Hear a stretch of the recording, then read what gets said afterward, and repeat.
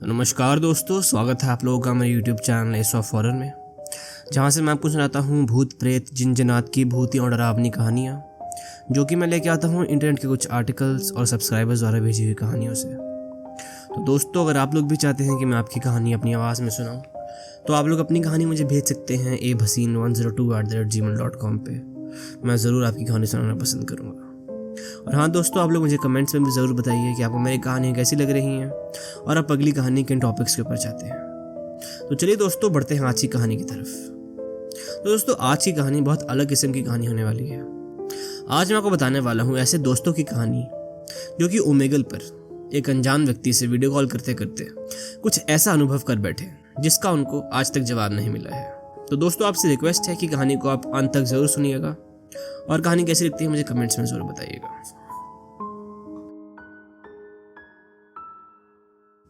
यह अक्टूबर की रात थी। हम अपने घर के पिछवाड़े में कुछ दोस्तों के साथ पार्टी कर रहे थे। हम सब दोस्त बहुत दिनों के बाद मिले थे और जैसा कि हर पार्टी में होता है, हम शराब पी रहे थे, स्विमिंग पूल में छलांगे मार रहे थे और बहुत सारी मस्ती कर रहे थे। सुबह के करीब 2 बजे हमें आवाज़ बंद करनी पड़ी क्योंकि पड़ोसी शोर के बारे में शिकायत कर रहे थे। क्योंकि वहां कुछ और करने के लिए नहीं था और हर कोई इतना नशे में था कि शांत नहीं बैठ सकता था, इसलिए हमने ऑनलाइन मौजूद लोगों का मजाक उड़ाने के लिए ओमेगल पर जाने का फैसला किया। जो लोग नहीं जानते उनके लिए मैं बता दूं कि ओमेगल एक ऐसी ऐप है जहां पर आप वेबकैम का उपयोग करके अजनबियों के साथ वीडियो कॉल पर बातें कर सकते हैं। आप उसमें एंटर करते हैं, चैट करना शुरू करते हैं और लोगों से मिलते हैं। और इस ऐप पर आपको एकदम अनजान लोग मिलते हैं। यह साइट दुनिया भर से लोगों का चयन करती है और उन्हें आपसे बात करने के लिए कहती है। खैर, हम वहां थे, ओमेगल पर स्क्रॉल कर रहे थे, किसी ऐसे व्यक्ति की तलाश कर रहे थे जिसे हम चैट कर सकें। हम लगभग 7 लोग थे, सभी स्क्रीन पर फिट होने के लिए एक कंप्यूटर के सामने ठसाठस भरे हुए थे। हम बहुत से व्यक्तियों से बात करने की कोशिश करते हैं, लेकिन हमें कुछ मज़ा नहीं आता, तो हम लोग स्क्रॉल करते रहते हैं जब तक कि हम एक व्यक्ति पर नहीं रुक गए। ये एक आदमी था जो कैमरे की तरफ पीठ करके बैठा हुआ था।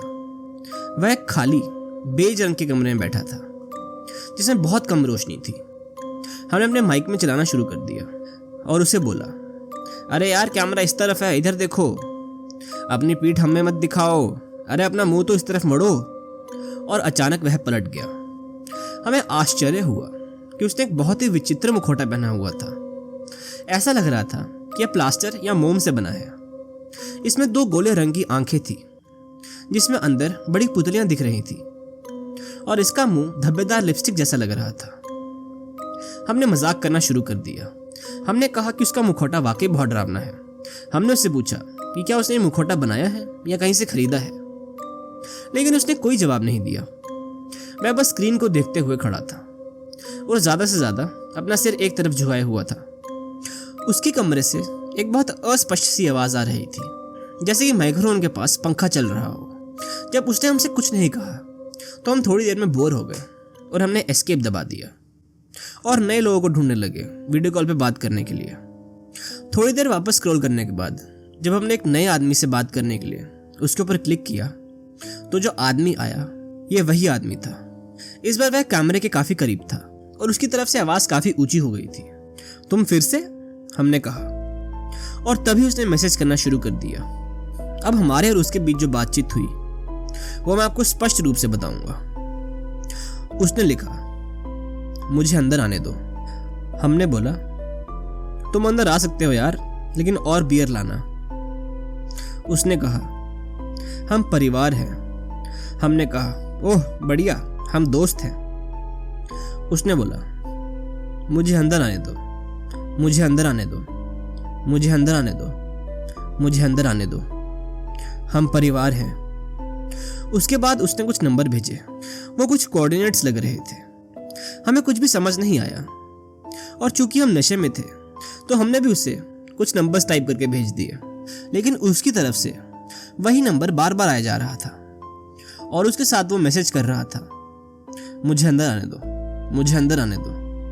हमारे पास करने के लिए और कुछ भी नहीं था और हमें साइट पर कोई और बात करने के लिए भी नहीं मिल रहा था, तो हमने उससे बात करना जारी रखा और उसकी बेतुकी और समझ से परी बातों को समझने की कोशिश करी। अचानक उसने टाइप करना बंद कर दिया। सबसे अजीब बात यह थी कि जब वह टाइप कर रहा था तो वो हिलता हुआ नहीं दिख रहा था। उसके हाथ एकदम स्थिर थे। ऐसा लग रहा था कि कोई और उसके लिए टाइप कर रहा है। हमें लगने लगा कि ये शायद एक रिकॉर्डिंग है और शायद असली वेबकैम से ये हमारे पास लाइव फुटेज नहीं आ रही है। उसने चीज़ें भेजना बंद कर दिया और कैमरे की तरफ देखने लगा। तभी मेरा सेलफोन टेबल पर वाइब्रेट होने लगा और कॉलर आईडी पर एक बहुत बड़ा नंबर दिखाई दिया। एरिया कोड यहाँ का नहीं था और कंट्री कोड 7 था, जिसके बारे में रिसर्च करके हमें पता चला कि यह रशिया का नंबर था। मैंने फ़ोन उठाया और एक म्यूज़िक बॉक्स का गाना बजने लगा। मैंने अपना फ़ोन स्पीकर पर लगा के सबको वह आवाज़ सुनाई। म्यूज़िक बॉक्स की आवाज़ के कुछ सेकंड बाद एक पुराना गाना चलना शुरू हो गया, जिसमें लोगों के नाचने, संगीत पर ताली बजाने और आखिर में लोगों के चिल्लाने की आवाज़ आ रही थी। फिर उसने 80 के दशक की एक विज्ञापन जैसी आवाज़ में बोलना शुरू किया, थोड़ी नाक से और थोड़ी दबी हुई आवाज़ में ऐसी बातें कह रहा था जो हमें समझ में नहीं आ रही थी। शायद वह रूसी में बात कर रहा था। फिर एक ऐसी ही आवाज़ पोर्तुगल में चिल्लाई, शो शुरू होगा। और कुछ लोगों ने बैकग्राउंड में तालियां बजाना शुरू कर दी। उसके बाद जब रेडियो में सिग्नल नहीं आता वैसी आवाज़ आनी शुरू हो गई और कॉल कट गई। उसके तुरंत बाद उसने चैट में लिखा, मुझे अंदर आने दो। तभी हम लोग डरने लगे। पहले तो हमने सोचा कि यह कोई ऐसा व्यक्ति है जो हमें जानता है और हमारा मजाक उड़ा रहा है। मैंने पूछा कि वह कौन है और उसने बस इतना ही कहा कि वह परिवार का ही है और उसने कुछ अजीब नाम बताए। मेरी बहन का सेलफोन बजा, ये वही नंबर था और जब उसने फ़ोन उठाया तो वही आवाज़ें सुनाई दी जो हमें पहले सुनाई दी थी। जब कॉल समाप्त हुई तो उसका कैमरा कुछ सेकंड के लिए काला हो गया और फिर अचानक वापस आ गया। लेकिन अब वह तस्वीर में नहीं था। अब एक कुछ हद तक एक अंधेरी गली लग रही थी। उसमें केवल लैंप पोस्ट और कुछ घर दिख रहे थे। वीडियो हिलने लगी, जैसे कि वीडियो कॉल पर जो व्यक्ति है वह सड़क पर चलना शुरू कर दिया हो। तब हमें एहसास हुआ कि यह हमारी ही गली थी। वो चलता रहा और जैसे ही वो हमारे घर के पास आने लगा, मेरी बहन और एक दोस्त दरवाज़ा बंद करने के लिए लिविंग रूम में भाग गए और खिड़की से बाहर देखने लगे। मैं अन्य दोस्तों के साथ कंप्यूटर पर काम करता रहा और फुटेज मेरे घर तक पहुंच गई। जूम इन करने पर मुझे खिड़की में मेरी बहन और उसकी दोस्त का चेहरा दिखाई दिया और मैंने उन्हें वहां से बाहर निकलने के लिए चिल्लाया। उन्होंने खिड़की बंद कर दी और यह उस वीडियो में भी दिखाई दे रहा था।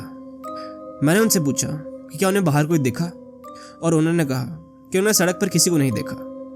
इसलिए मैंने चैट में टाइप किया कि मैं पुलिस को कॉल करने जा रहा हूँ और वह कुछ और मिनट तक वहीं रहा, मेरे घर की वीडियो बनाता रहा। अचानक नकाब वाला आदमी फिर से तस्वीर में दिखाई दिया और टाइप करने लगा, मुझे अंदर आने दो, मुझे अंदर आने दो, मुझे अंदर आने दो। और यही मैसेज उसने करीब 100-200 बार लिखा। तस्वीर एकदम से डार्क हो गई और उसने वीडियो कॉल डिस्कनेक्ट कर दिया। हमने पुलिस को बुलाया जो यहाँ आई, लेकिन उन्हें कुछ भी नहीं मिला। अगले दिन नकाब पहने हुए उसी आदमी ने हम सभी को फेसबुक पर फ्रेंड रिक्वेस्ट भेजी।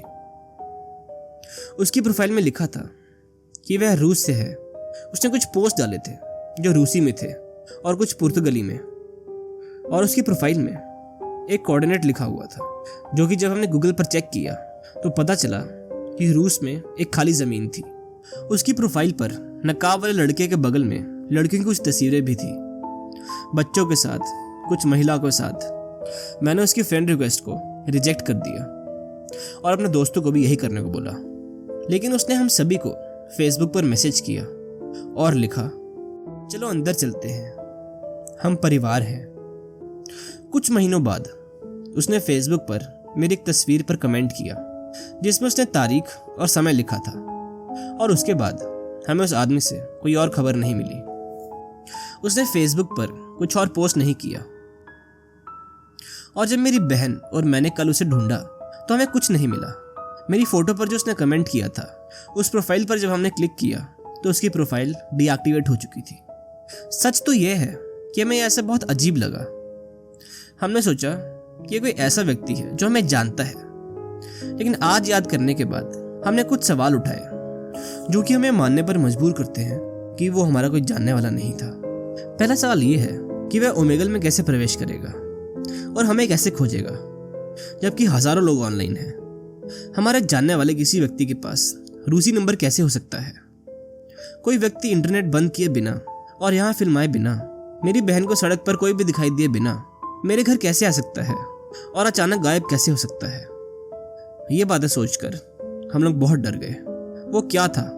एक हैकर, एक भूत जो दूसरों को परेशान करने के लिए टेक्नोलॉजी का इस्तेमाल कर रहा है। मुझे आज भी नहीं पता कि वह आदमी कौन था, लेकिन ये सारी बातें बहुत अजीब हैं, है ना? तो दोस्तों, यहीं ख़त्म होती है हमारी आज की कहानी। आपको कहानी कैसी लगी मुझे कमेंट्स में ज़रूर बताएं। कहानी पसंद आई तो वीडियो को लाइक करें और ऐसी और कहानी सुनने के लिए मेरे चैनल को सब्सक्राइब करें। मिलते हैं अगली वीडियो में कुछ और डरावनी कहानियों के साथ।